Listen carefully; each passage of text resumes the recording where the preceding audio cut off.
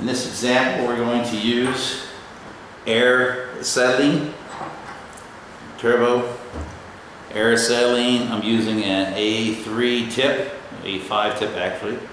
Pull down on the handle, insert the tip in. Never try to adjust the heat with the lever. Always use the tip to adjust your heat.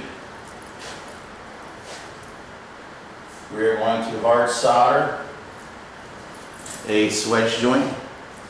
This is the swedge, this is the other piece. I'm going to insert the two in, one into the other. I'm going to take the torch, light the torch.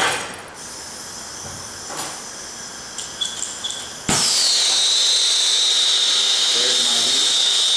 Taking the flame in the hot part. I like to bend my rod. Until I bend my rod, you see the rod bent. I'm going to keep my heat in at the shoulder of the joint. The shoulder of the joint. I'm going to lay my solder right on top. And it's going to flow right inside. And just going to work it around. Working it around.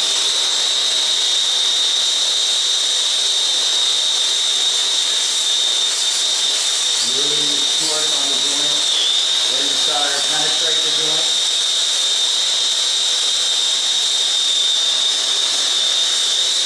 Heating up to 1100 degrees. Torch off. Again, we're going to cool it.